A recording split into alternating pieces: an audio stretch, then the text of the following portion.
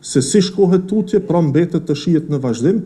Synimi ynë, pra si lëvizjeve të vendosin këtë rast, por edhe si qeveri jemi të përkushtuar që të vazhdojmë të sigurohemi që vendi ka institucionet e veta dhe sa më parë ketë një rilegjitimim përmes një procesi në kuvend, pra ku do të formohet qeveria re, qeveria Kurti, si fitues të zgjedhjeve. Kemi këtë çështjen e raportit, pra këtë ngërçin që u krijua dje. Fatkeqësisht dje pam që disponimi ishte që si tërësi kuvendit ta refuzojë një gjë të tillë. Sa i përket pagave, ne pagat po besoj që do të vazhdojmë të marrim si qeveri në detyrë. Ju po besoj gjithsesi dëshmitar të asaj çfarë ndodhi ditën e djeshme.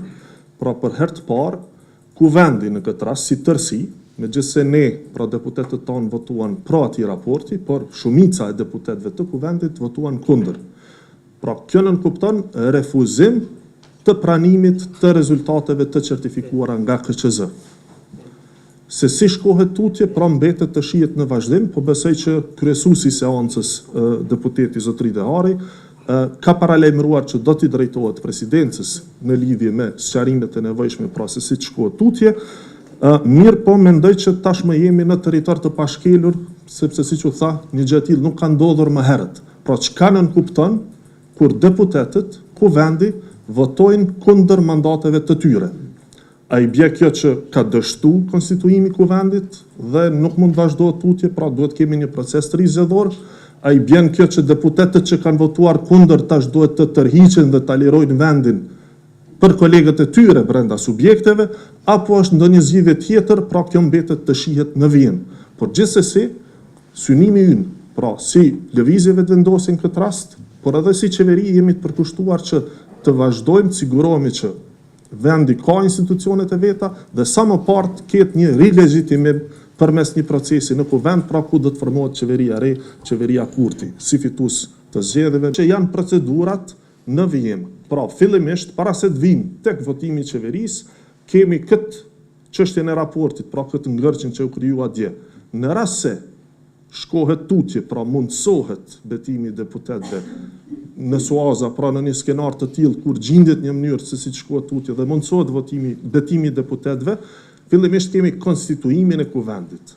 Pra do të jetë vota për kryetarin e kuvendit dhe për kryesinë në tërësi, pra nën kryetarët.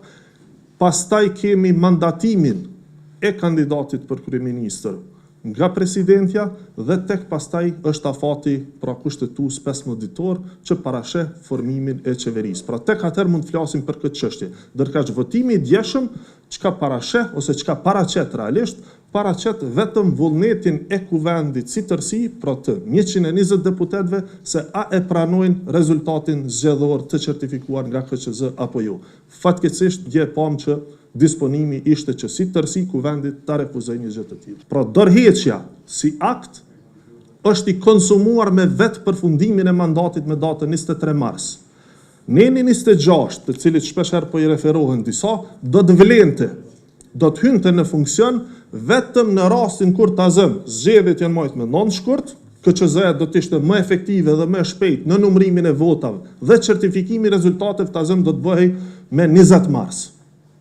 Me datën 20 mars, qeveria ka qenë në mandat të plot, ende pa i skadu mandati, në atë rast do të duhej me dhonë dorëheqje. Por pas datës 23 mars, dorëheqja është e vetë kuptuar, deri në qeverinë Kurti 3, do të ketë qeveri Kurti 2, sepse nuk mund të ketë vakum institucional. Sa i përket pagave, ne pagat po besoj që do të vazhdojmë të marrim si qeveri në detyrë përderisa kryejmë këtë funksion, por gjithsesi mund të shohim edhe praktikat e kaluara, që po besoj reflektojnë të njëjtën, pra nuk ka të bëjë me shpërfaqe apo paraqitje të besimit apo mbështetjes